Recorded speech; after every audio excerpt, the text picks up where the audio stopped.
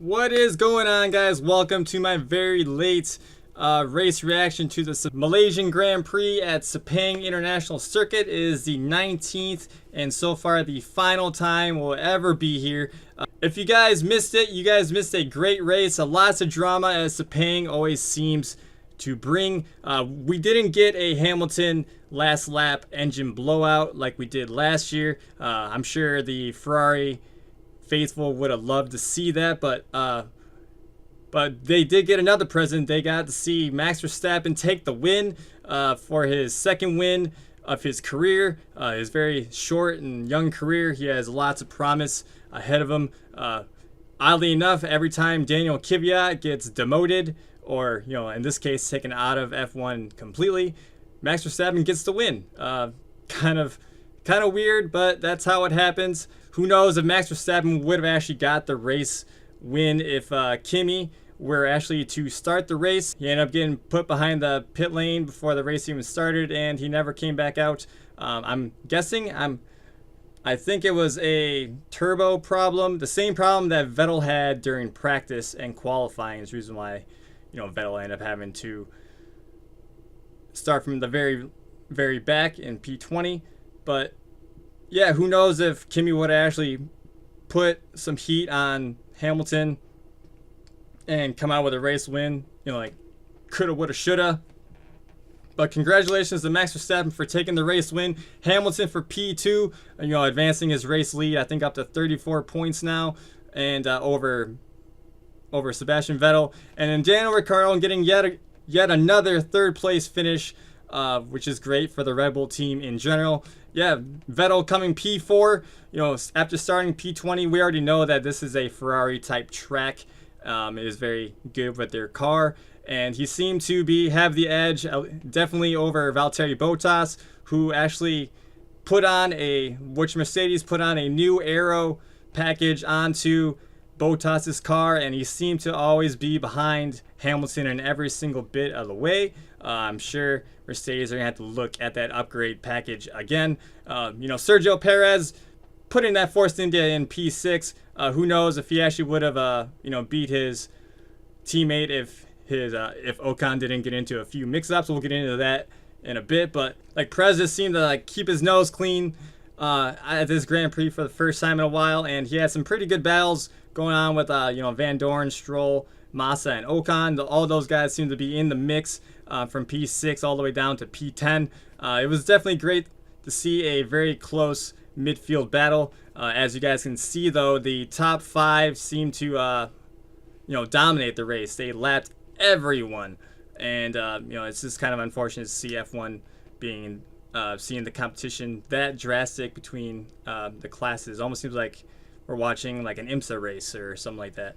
But Van Dorn, P7. Are you kidding me? It seems like McLaren's last-ditch effort to save their season actually made their car at least somewhat competitive. We'll see if they'll be able to hold on to, their midfield pace, hold on to this, advantage for the last 5 races of the season. But yeah, definitely great drive for Stoffel. He looked very competitive, and he held his position quite well, and he put that McLaren in a very great spot. I'm sure McLaren are very proud of him, and he obviously beat the 2-time champion Fernando Alonso, with Fernando coming P11 just outside the points. Unfortunate for him. Lance Stroll coming P8. He ended up beating his teammate Massa, who came P9, and then obviously Stroll was involved in that debacle at the very end of the race. Obviously after the race, we'll get into that as well a little bit later. Massa obviously P9. He actually had some couple mix-ups, especially on lap 1. He got spun out by Ocon. He actually hit him twice, actually. The second time actually saved Massa from actually doing a complete spin. Probably saved his race. Massa didn't incur any major damage. Neither did Ocon, but I think Ocon lost an end plate on his front wing. I think that's what started to make him fall down the order during the race. And Fernando Alonso coming P11. Great drive for him. Obviously, at least he finished the race, of course. Both him and Max, are still tied with 7 DNFs on the season, and I'm sure neither of them want to bring that title home. And obviously Max got the race win, and then Alonso definitely coming, a lot higher than what he's normally been coming, and obviously finishing the race is definitely good for McLaren, and both cars finished. So many positives for McLaren at Sepang. Let's see if they can bring these great results into Japan. And then unfortunately Magnussen and Grosjean came P12 and P13. Almost seems like we're going backwards, at least in the development stage, according to the rest of the field. At least we beat both Renaults, but we definitely should not be getting beat by both McLarens, at least at this stage of the year. Well, it almost seems like Haas needs to do a little bit more work on the aero and chassis in general. But Madison, he obviously caught a lot of flack from both Nico Hülkenberg during the race, and definitely Fernando Alonso for his, I guess he was saying he's, a crazy driver, and and Alonso definitely understands what Hülkenberg was talking about, that he's just an asshole. I can understand why you guys think he's a dirty driver, but did he take you out? No. Did you finish the race? Yeah, so he's not necessarily a dirty driver. He's just a very aggressive driver defending his position. Me as a Haas fan, me even as like a chief, if I was Gunther Steiner, I love to see that for my driver, especially my number 2 driver. And he actually had his car up in like P7 at some point, and unfortunately he just couldn't hold on to that position. But great drive from both of them in general. Let's just hope that we get some more results in Japan, because COTA, Circuit of the Americas US Grand Prix, is I think just 3 weeks away, and it's right after Japan, and you're gonna have to get some improvements going on to at least look good at the US Grand Prix. I'm hoping for at least a P10 top 10 finish at the US Grand Prix. So yeah, come on Haas, we can do more. Let's get some more points. Let's finish the year strong. But yeah, and then let's move on to the Formula One debut for Pierre Gasly. He's definitely he did a lot better than Antonio Giovinazzi. I'm sure. Well, obviously he was in a better car than Antonio, but Gasly, he looked good in practice. He looked good in qualifying. Finished P14. Definitely a lot better than Carlos Sainz, who didn't finish the race at all. But great drive for Gasly. I'm sure he is happy to get his feet wet in Formula One. And it turns out he actually drove that entire race without a water bottle.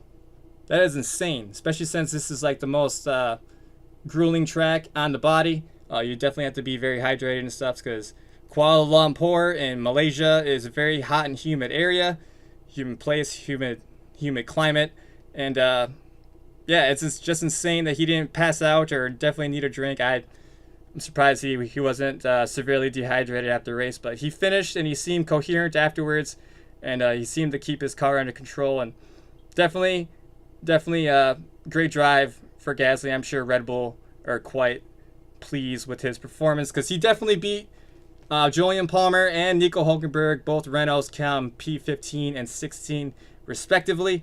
Palmer actually edged out Hülkenberg in this time around. Even Palmer spun out a couple times too. So even with those spin outs, Hülkenberg still ended up behind him.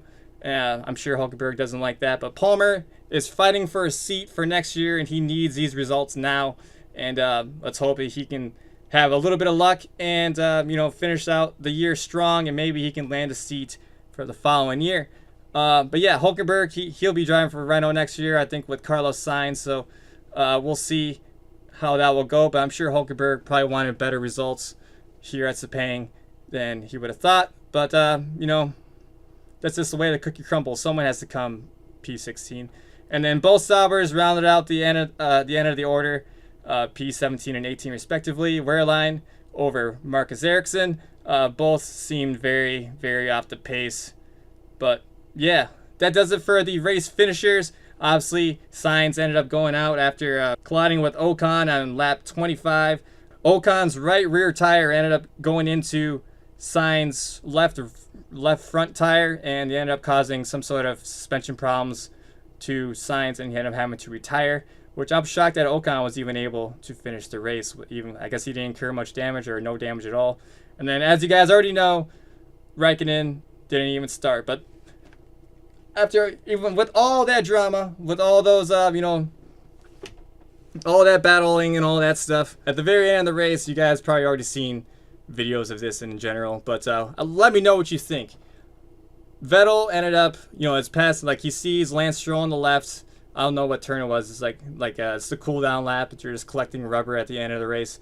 And, you know, going into the pit lane, and Vettel notices Lance Stroll's going quite slow, so he's going to try to go around him, you know, the right side of him. And then Lance Stroll almost seems like he just drifted right into Vettel, and then Vettel's, you know, left rear ended up, you know, like on top of the car, and you have him to catch a, you know, like an Uber ride, quote unquote Uber ride from Pascal Wehrlein back to the pits. And yeah, and Vettel is most likely going to have to swap out a part, which I think will be his 4th part. He may incur a grid penalty at Japan, which is definitely not very good for him, considering that he's trying to, you know, chase Hamilton for the driver's title. Hopefully Ferrari can salvage that part and not be able to take it, but all signs point to Vettel is going to be taking a penalty at Japan. But yeah, guys, that does it for my race, my Malaysian race reaction sort of thing. Thanks for watching. Leave a comment below. Who do you guys think is at fault for the Vettel-Stroll incident?